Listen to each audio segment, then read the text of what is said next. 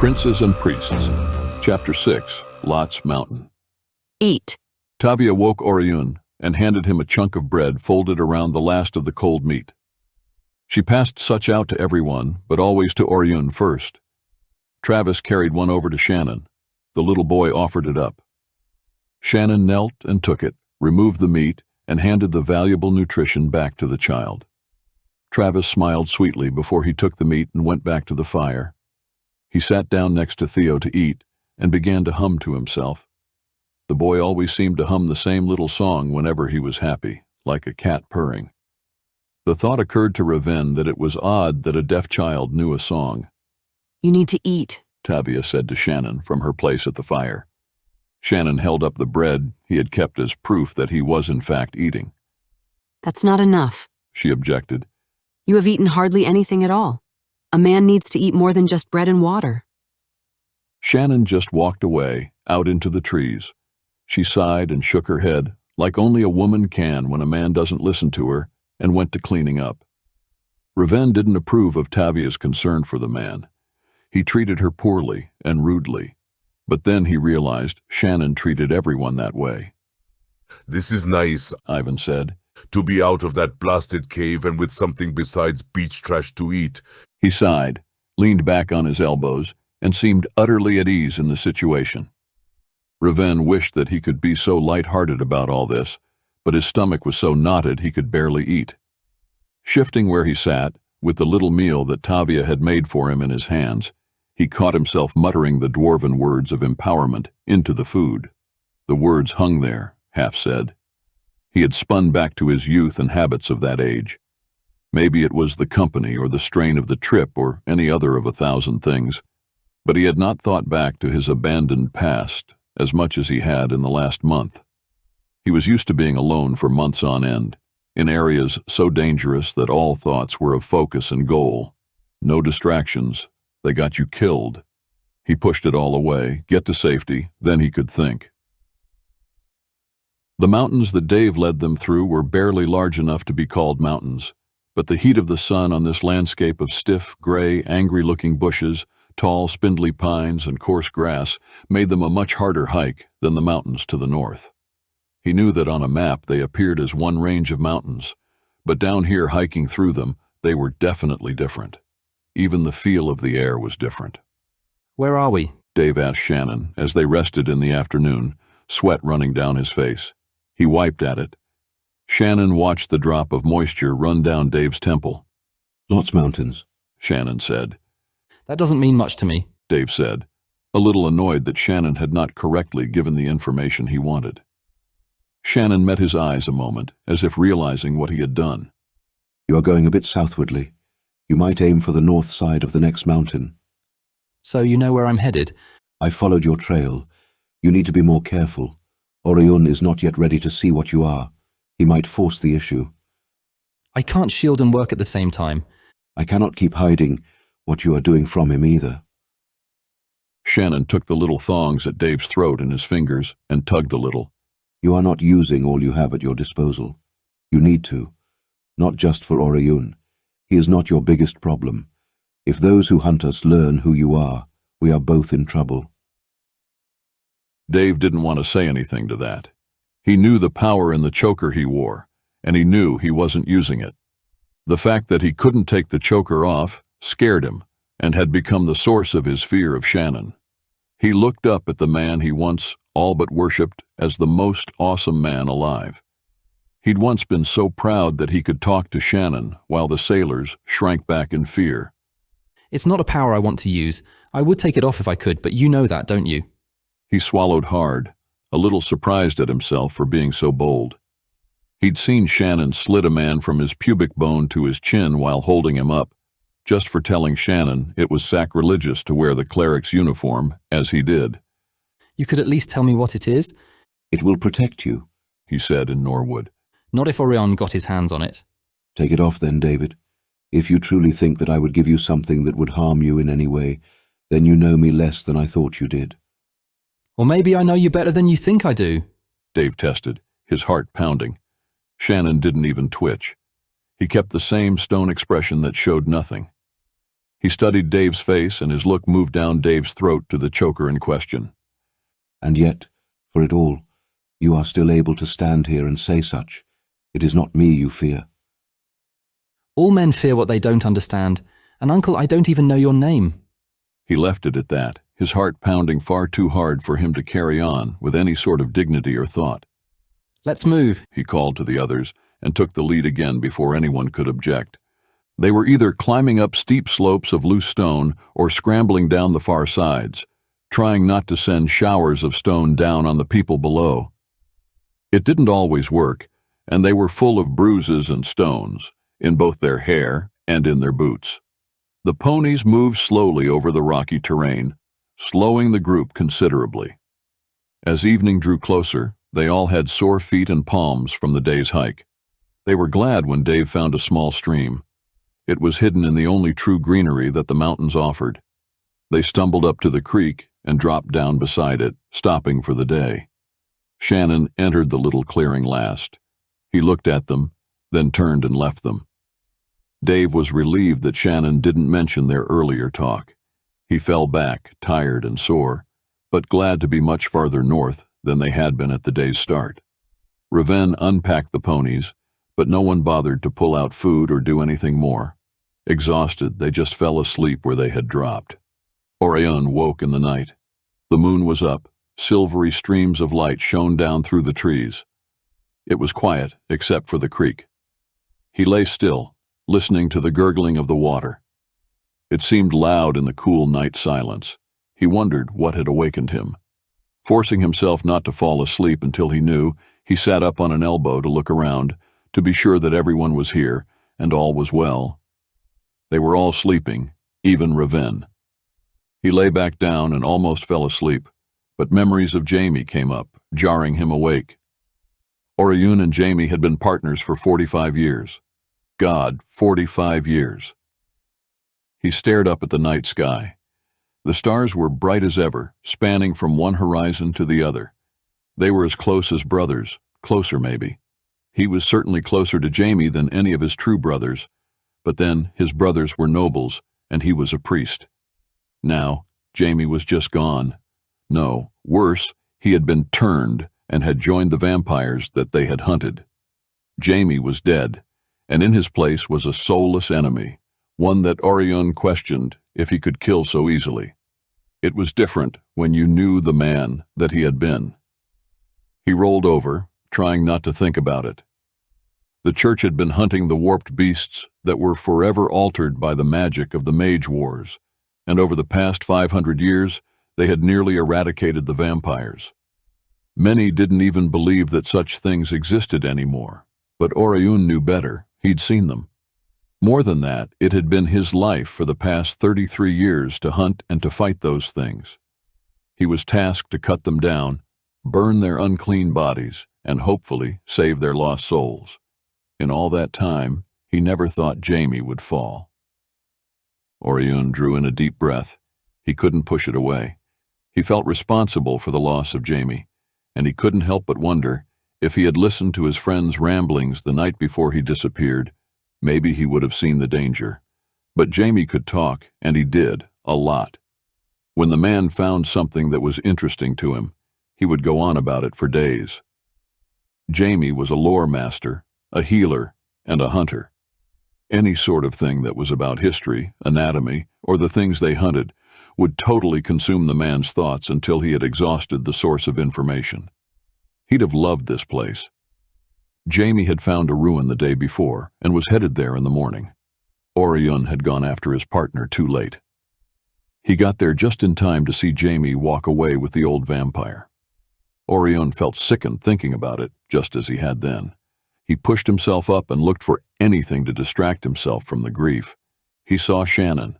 Something about that man created unlikely emotions in Oirion, and that upset the priest, almost as much as thoughts of Jamie, but in a different sort of way.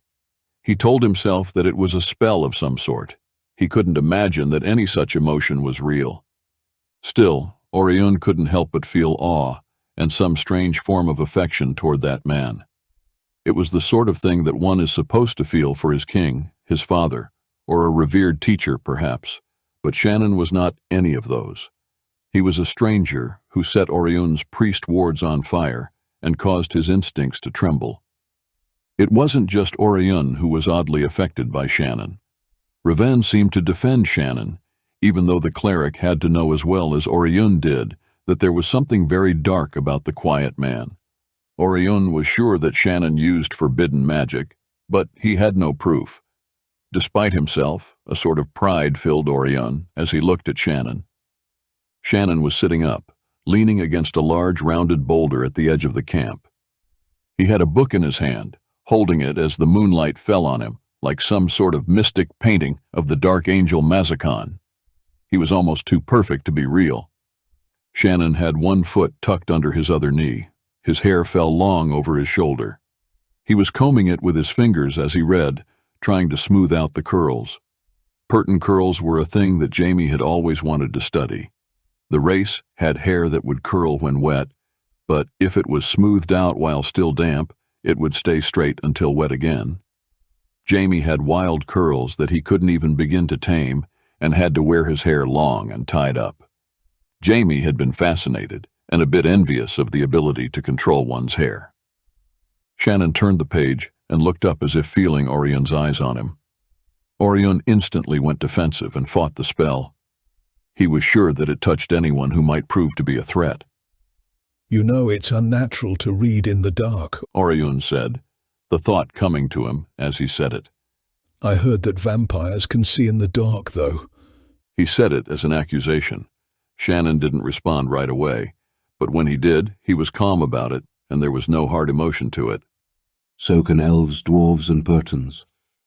"I've never heard that Pertons can." There are many things my people can do that we do not talk about. "Why, you're just human." No, Pertons are not human. You should know that. We are neither elf nor human. We predate both and have abilities of both, some of which we keep to ourselves. "And yet your people are dying out. Honestly, I've only seen a handful of you in my life." War does that. "It's a pointless war. The von Armans are dead. They have been for 1,000 years. I understand that insanity was a family flaw. Clinging to the idea that there is any hope to the contrary must make insanity one of the racial attributes you kept." That sounded rather childish, even for a Hennon, Shannon said, turning back to his book. Oirion turned his back on Shannon and lay down. He had nothing more to say, and he wasn't sure that he could keep up the conversation anyway. He always seemed to either get angry or be at a total lack for words when he talked to the man.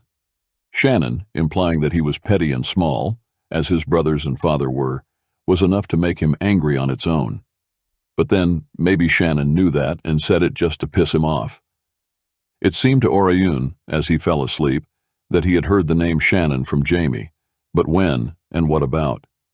He would remember someday. As he fell asleep, he realized Shannon knew exactly who he was. He had used Hennon as an insult, but Oirion had never told any of them his last name.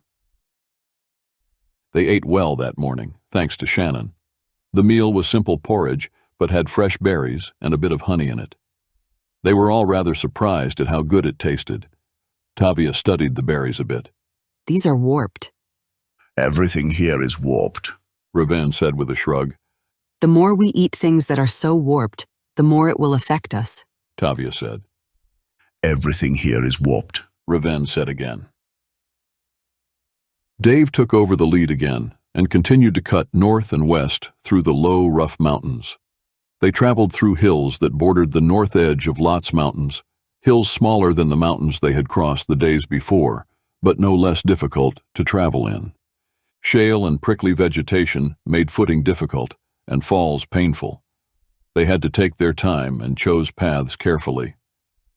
Reven often had to take over for Dave to get them around areas that were too hard for the smaller members of the company and the ponies. As it was, on one of the slopes, the shale gave way under Ivan and sent Rock and Man sliding down the face of the hill, setting off an avalanche. Shannon managed to keep his feet. He grabbed up Travis in one arm and Tavia with the other, but the rest rolled and slid down the slope. Two of the ponies lost their footing and slid down part way, but were uninjured. Reven, who was at the bottom, was buried. He burst out of the loose stone with a shout of frustrated anger, shaking stone and dirt out of his hair and off his cloak. "Anyone hurt?" Oirion asked, wiping blood off his cheekbone where a rock had cut him. Cindy sat down and started to wail. When Shannon set Travis down, the boy ran to Cindy and held her head to his little chest, petting her hair. Nothing serious. Dave said. Theo? Theo sat on the ground, covered in dust, bits of rock in his hair, and a cut in his scraggly little beard.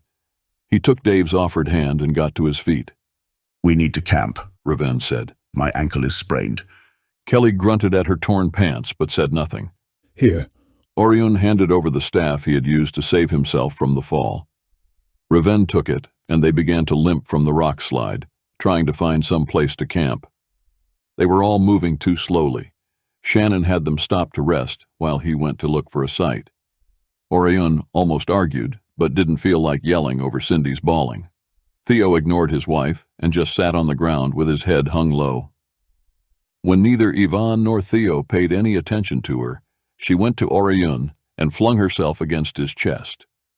He was still glaring after Shannon and almost fell over with the force of her comfort-seeking. She grabbed hold of him, gripping the fabric of his clothes and burying her face in his chest. "Why is God punishing us like this?" she cried. Oirion tried to nicely push her away from him, but she held on tighter. She was going to make quite a scene. Shut up, Cindy. Dave said angrily. You'll bring orcs or worse down on us. Shut her up, Kelly said, glaring off at the trees on the slope above them. Oirion half swore and put his arm around her. She calmed down and held back her screaming until she was just sniffling and gripping his tunic. He wanted to push her away, but she was not going anywhere. Theo glanced up and looked at Oirion, but didn't say anything. "Why don't you go sit with your husband?" Oirion half hissed at her. She tightened her grip. She made a squeaky little noise, earning a dirty look from Kelly. Oirion was stuck holding her. It was not at all what he wanted to be doing, but at least she blocked the wind that was coming up. He was still holding her when Shannon returned. Shannon stopped, looked at Oirion with such a look that Oirion had no choice but to shove the woman away. He pushed hard enough that he could escape her. She opened her mouth to scream, but Shannon pointed at her. "No," he said firmly. She closed her mouth with a little snort of hurt, childish rebellion.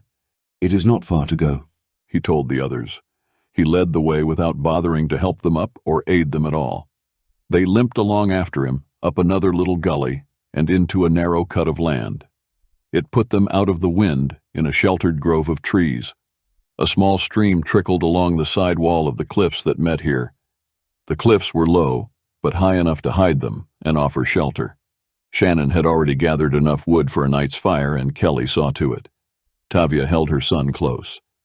As always, Shannon left camp without a word, and quickly returned with a small prize that proved to be a decent meal.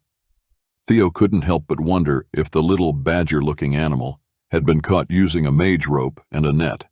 It was almost enough to distract him from the bruises. Tavia made an herbal tea from sprigs Shannon had given her earlier. It turned out to be the better part of the meal. Oirion found Cindy watching him every time he looked up, and couldn't help but notice as she sucked the bones clean, obviously for his benefit.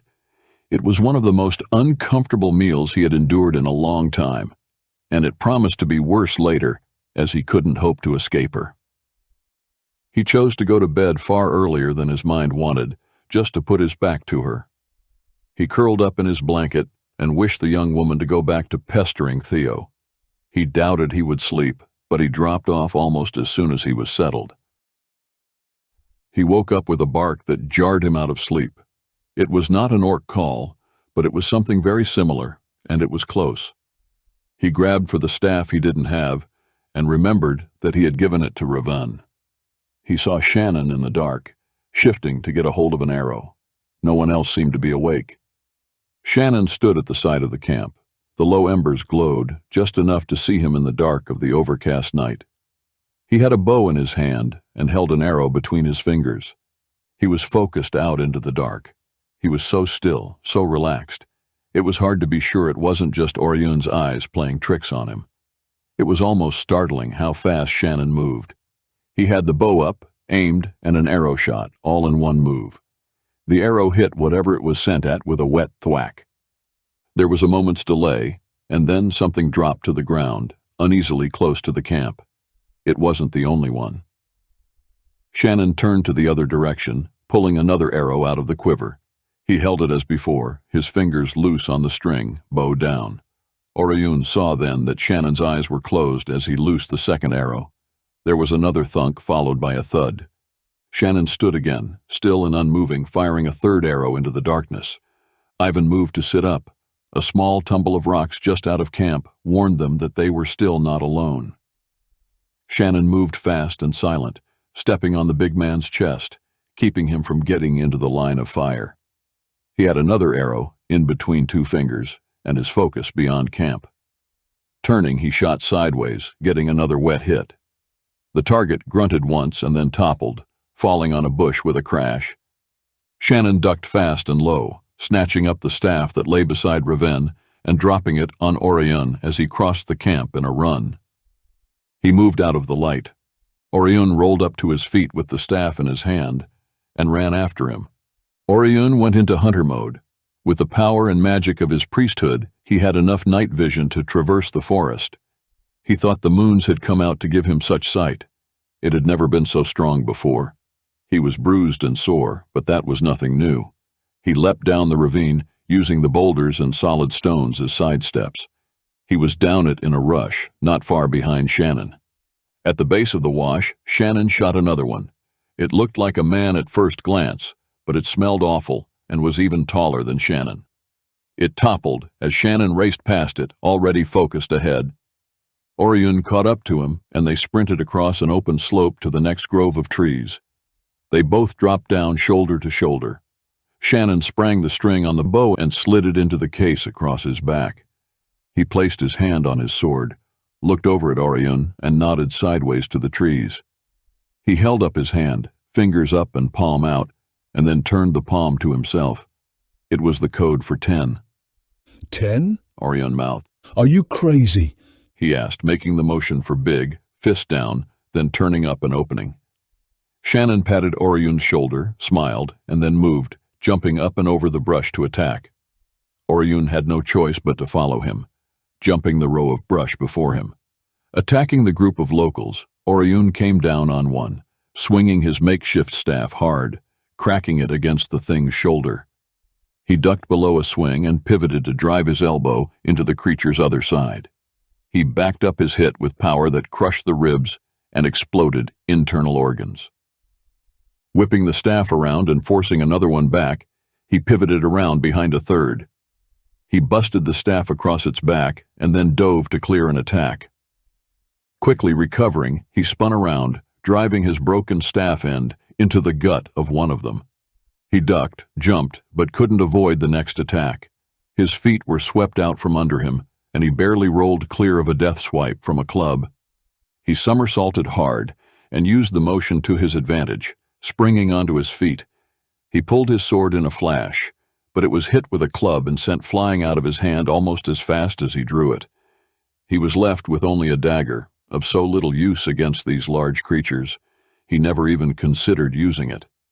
Diving back between the feet of one of them, he came up with a fist of power. It hit the creature's shield, barely staggering it back. Shannon! He yelled, not at all happy about being dragged into a fight that was looking very bad for him. He ducked and increased the power usage, hitting the thing with a blast of power that was not in his fist but emanated from it. That staggered the creature back even more and made its shield pop and fizzle. Oirion grabbed up the other half of his broken staff and set it to hold power, not just solid force. He cracked one creature across the stomach as he ducked past it, and then managed to leap high enough to crack another across the skull. This time, he got the satisfactory result of having it drop dead, its skull crushed. Spinning, he hit the next on the arm that was swinging for him. He struck it with the half-staff, blasting the arm off in a bloody mess. He dropped low, striking its leg, causing it to buckle. As the creature dropped to its knee, he crushed its face in with a blast from his hand. Oirion jumped back as the one he had stabbed in the stomach with his staff end swiped at him, close enough that its claws tore his tunic. Oirion sent another blast at its face from his hand, landing lightly on his feet as the big thing collapsed backwards. He energized his staff end with power and threw it at another that was moving in with a club held high. Backed with power, the 2-foot staff end shot straight and stabbed into the creature's armpit. It howled as blood poured out from the wound.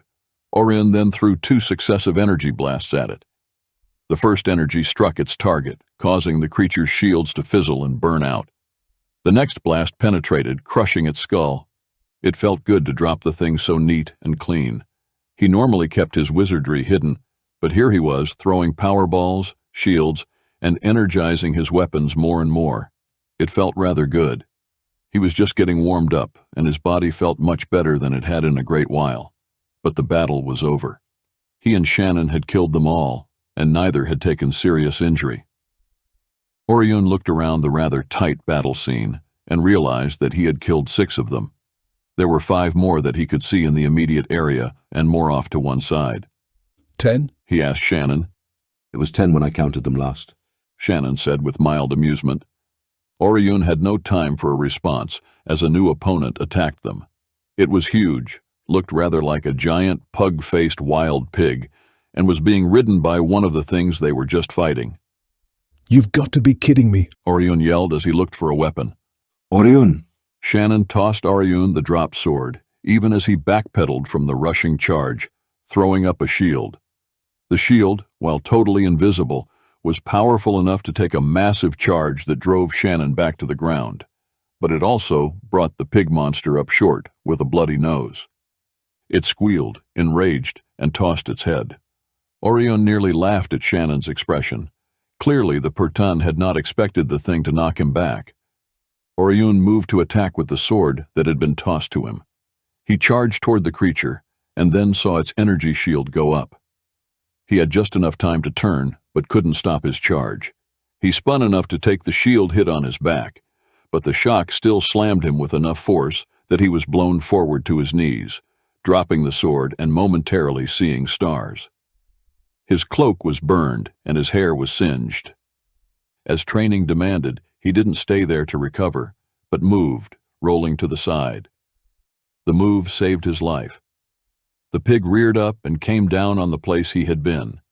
As it was, the hooves came down so close that the cloak he wore was caught and torn by the pig's hoof.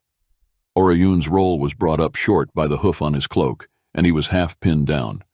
He wasn't able to get to his feet nearly as fast as he knew that he would need to, but Shannon was there. Shannon grabbed the sword with one hand and Oirion with the other, pulling him up.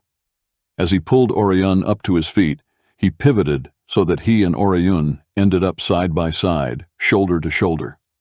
It was a move that Oirion and James had never been able to master fully. They moved as one against the rider's shield, hitting with their shoulders and with power. After a hesitant hold, the shield exploded inward. They hit the pig, both of them backing the hit with more power. Shannon sank the sword into the hilt, and Oirion punched it hard enough that his fist exploded through the flesh and into its chest.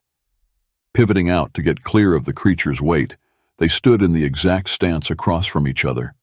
The pig struggled to keep its footing. Shannon took a running leap onto the monster's back, catching its rider with a jolt of power that killed the rider at once. He grabbed hold of the big head and swung his body around, using his own weight to snap the creature's neck, landing clear of the dead opponents, right at Orion's elbow. Oirion had to catch his breath. He almost felt like laughing, like cheering, like giving Shannon a hug, even a kiss. That fight and the victory felt good. It had felt incredible to fight with Shannon like that. He couldn't help but realize how well he had moved with Shannon. It was just as well as he did with Jamie. Unsure how to respond to the flood of rather unlikely and strong emotions, he cleared his throat, trying to think of something to say. He couldn't summon up anger, only camaraderie, and a strange sense of intimacy with Shannon that he couldn't explain. He knew that he shouldn't feel any of that for Shannon. It was just a fight. But he did feel it, and it made him feel stronger, lighter, younger, and excited. That was much more than should be felt, no matter how well they had fought together. He had to admit that he wouldn't have taken on those odds with Jamie. The whole thing was just a bit unsettling. Instead of talking, he cast a scan. He felt another scan already spinning out from Shannon. It was so smooth and so well shielded that he wouldn't even have felt it, except for the fact that he was scanning exactly the same way at the same moment. There was nothing else out there, and Oirion relaxed. That was interesting, Shannon said. Interesting? Oirion looked over at him and almost laughed. It was a great many things, but that wasn't one of the words he would have used. Jamie might have used it, but not Oirion. That was not the word I would have used. Insane is better. He looked over and saw Shannon pull the sword from the giant pig, or what was left of it. Shannon actually had a small smile teasing his face. He looked over at Oirion. Oirion wanted to say something to Shannon, something to make peace between them, but he just couldn't. Oirion was far too aware. He knew that anywhere else they'd be on opposite sides, even though at that moment there was something spinning between them. He just couldn't get past the fact that Shannon was Shannon, no matter how good it felt to be beside him. Oirion turned away and watched as the light seemed to drain out of the world about him. His sight went almost dark as the clouds began to rain on them. He nearly tripped over one of the things he had killed and suddenly felt very tired, very cold, and very old. He headed back up the steep shale-covered trail to the others. Shannon stood where he was with the sword in his hand. It was broken and useless. Not even enough of the blade was left to shave down into a dirk. He tossed it aside and tried not to admit how good that had felt. He had spent the last 4, almost 5 decades trying to block out Oirion. One stupid move, and there he was, right back with Orion's power playing at his cores and threatening to dig into his soul. For Orion's sake, he had to make sure that it would never happen again. He closed his eyes and let the rain touch his face. He slowed his energy and refused to think about Oirion or Jerome. He just felt the cool rain and calmed his cores back into silence. The creatures were flat-faced with tusks that pointed upwards. The tusks had to be more for looks than for function, Oirion thought. These animals, if they could be called that, were huge and had arms as big as Ivan's thighs. Even Ivan seemed a bit humbled by them. Those found around camp were all shot through an eyeball. They were also armed and armored. Shannon had taken off bits of their armor and was working it clean. Revan was cleaning jewelry that he had pulled off of them. Though the gear was far too big for them, Ivan would gain a new sword. There were several smaller daggers that could be added to their limited stock, and they would all get cloaks. At least these pieces were better quality than the items they had acquired from the Baron. Revan took an armband off of one to study it, and then saw that they all had the same one on. He realized that the bands were magic barriers that hid the creatures very well. The magic was geared to the scans of any sort of priest, as well as that of a wizard. There was more to it, but of magic that Revan did not recognize. You knew we were being followed? Oirion asked Shannon. Shannon tossed a chunk of something into the embers of the fire, a piece that he had pried off the inside of the armor he was working on. Yes. And you said nothing? No, I do not think I did, he said, as if thinking about it. Why not? Oirion demanded. He was more himself now and very aware of how good he had felt after that fight. Not just physically, but toward Shannon as well. He felt both guilty and disturbed by it. Whatever it had been, it wasn't normal, which bothered him and made him short-tempered. Shannon didn't look up at Oirion, but turned and tossed another piece of dark grime from the armor into the fire. Perhaps it should be asked as well. Why did 2 clerics fail to know? You disappoint me in your lack of skill again. He added the last word almost to himself, but they heard him well enough. Revan was not amused at that, and neither was Oirion.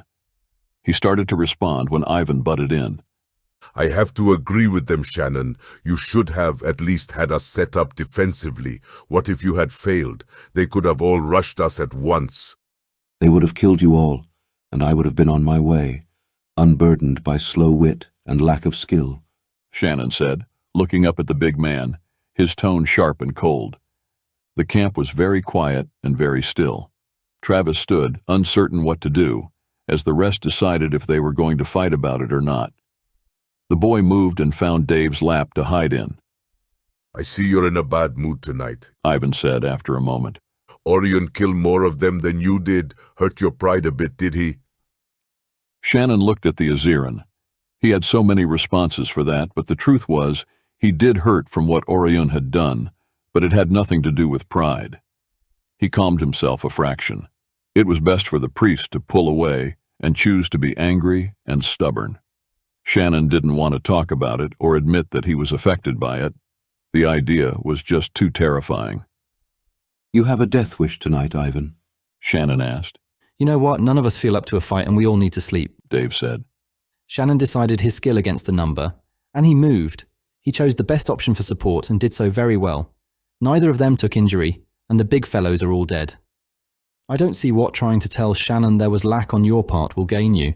Perhaps a nice shot, Shannon, and a thanks, Oirion, are all that needs to be said.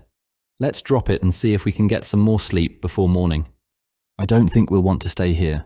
No one argued, but the two priests and Ivan were not at all happy about it. Shannon kept to cleaning the armor and ignored them. It was a cold night for all of them, and they were up early despite how sore they were. Tavia built up the fire and set a little pot to heating water.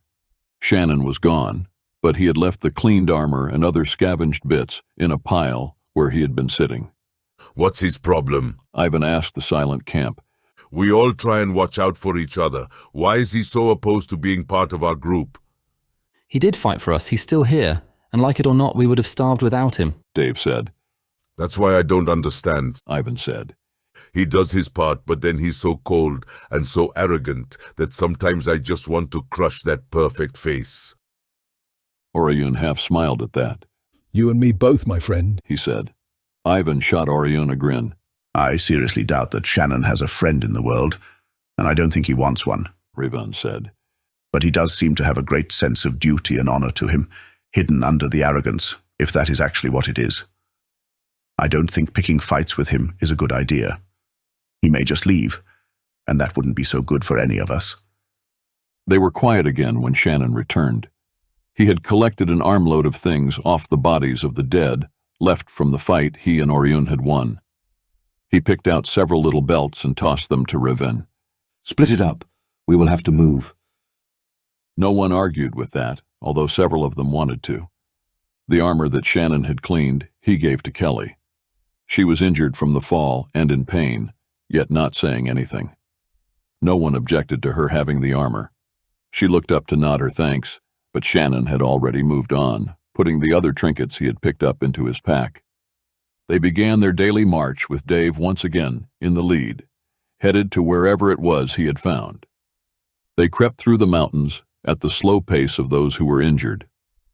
Dave tried to keep a decent path going, but after several backtracks, he traded the role with Revan. It was several more days of the same steep slopes, low cliffs, and shale rock slides before the rough hills changed into rolling green sweeps, carpeted with groves of aspen and birch. There was the smell of life, and the air warmed noticeably. It seemed that things had begun to go their way. Cindy was thrilled, and became more so, when she saw a shepherd out with a herd of something, not quite sheep, not quite goat. She cheered and moved to run forward. David grabbed her and covered her mouth. She jerked away. We have found new humans, she objected. I intend to have a bath and a good meal tonight. He's not human, Revan said softly. Well, yes, he is. Look at him, she said, rolling her eyes. She huffed and put her hands on her hips. Theo muttered something in Awans, nothing anyone heard. No, he's not, Dave said, grabbing her arm from walking out there again. Oh, and now the cabin boy knows all about this place? The contempt and arrogance, typical of all nobles Dave had met, made her voice lift a little. He's more than a cabin boy, Kelly said. Cindy looked at the big woman and relented. You only say that because you think he's cute and want to wrestle him down. Cindy rolled her eyes, but Kelly wasn't amused by her and looked tempted to hit the smaller woman. Shannon pulled out the bow he carried and loaded the string, his eyes scanning the meadow before them. He hooked off the quiver and held it out to Revan. Bless those, he said softly, his eyes never leaving the clearing before them. Any blessing in particular? Raven asked, not really sure what the man wanted or meant. Shannon's cheek twitched as he clenched his jaw in annoyance. Be creative, he said. Raven considered it for a moment, then cast the highest level of sanctifying blessing that he knew onto the batch of arrows. He handed the quiver back to Shannon. Shannon reached over without even looking, took one arrow and notched it. He drew back the bow and held it steady as stone.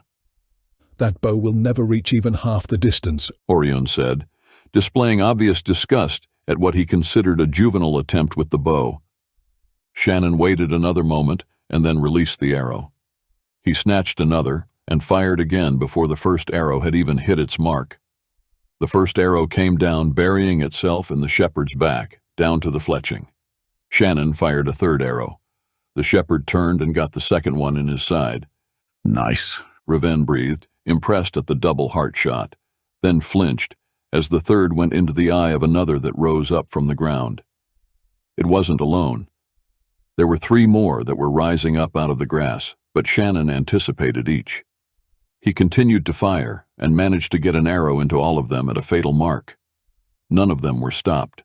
They moved toward the group at a steady pace. Ghouls, Raven realized. His skin prickled with the approaching battle heat. Keep control of yourself, Master Dwarf, Shannon said calmly. He turned his back. As he did, there was a strange flux of power that caused each arrow to flare with the holy power imbued in them by the blessing. They exploded, and the flesh was blasted away in a flash of white light. The open wounds revealed the red and black swirl of smoke that was inside the bodies. Oh, that's not good, Dave said. Is that the best you had? Shannon asked Raven, obviously not happy about the lack of effect. You could have told me they were ghouls. It might have helped. I would have put banishment on them as well. Shannon looked over at the dwarf with a hint of irritation on his face. You're a cleric, Ravan, not a village monk. He drew his sword. Why did we attack? Dave asked. They didn't even know we were here. Yes, they did. Tavia said, seeing others from the rear slowly walking toward them from behind. While some had stayed with the herd, far more of them had circled around to the rear, clearly planning to catch them from all sides. Cindy squealed and grabbed onto Even. He swelled and drew his sword. We can chop them down, he said with a lot of bravado. Ivan, Dave said. And that one has no head. I don't think we can chop them apart. What do we do then? Theo asked, nervously rubbing at his palm. Run, Dave asked Shannon. Shannon looked at the boy who clung to his mother, his eyes wide as he stared at the ghouls that had appeared from behind them.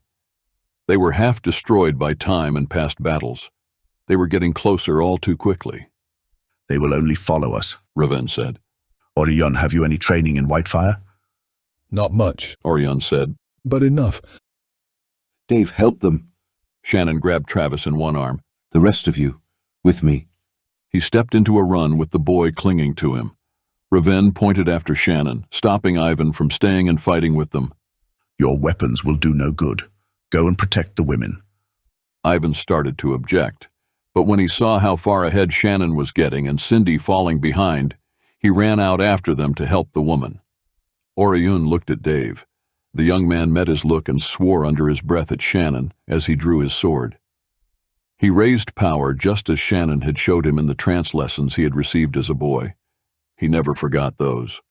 White fire, like sun on an edge, ran down his sword with a skill and potency that a bishop might envy. He turned and ran at the ghouls who were following after Shannon and those with him. The 2 priests did exactly the same, and the 3 of them hit the ghouls from behind.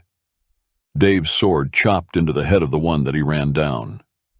The white fire on the sword cut through the red and black mist, causing obvious pain to the creature.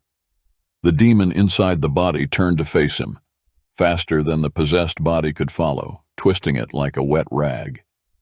Dave wasted no time, slicing the demon across the head again with the return swing of his sword. The demon screamed and tried to swipe at him. Dave swung the sword around, hacking the arm off, and then circled the blade around again, slashing into the chest of the dead man and the screaming demon inside. The mist scattered and the body dropped. Turning, Dave barely got his sword up in time to block an attack as an armed ghoul came up from behind them. The ghoul's sword snapped at the contact. White fire flashed out, burning the demon. It fell back screaming, its body on fire. The cheap weapons that the Baron had given them didn't hold up long, and Reven was reduced to throwing white fireballs at them. After a few moments, the ghouls began to raise shields that blocked his attacks, and he was forced to retreat. "Okay, run," Reven said. Reven took the lead, and they ran through the forested hills as fast as they could, ducking the limbs and jumping fallen branches. They cut back to the south and headed up the nearest slope. With more agility than the ghouls, they were more likely to outrun them on the difficult terrain.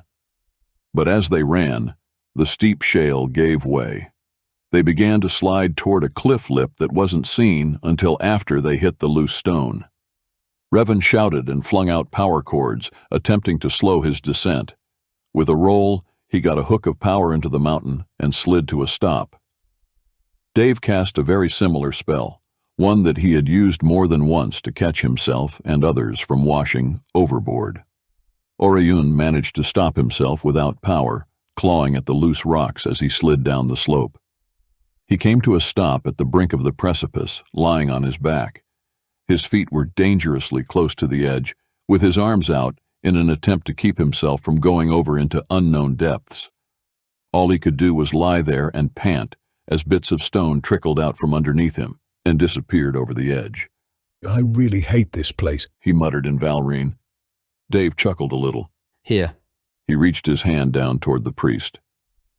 Oirion looked up at the man who lay almost a body length above him, his hand reaching down.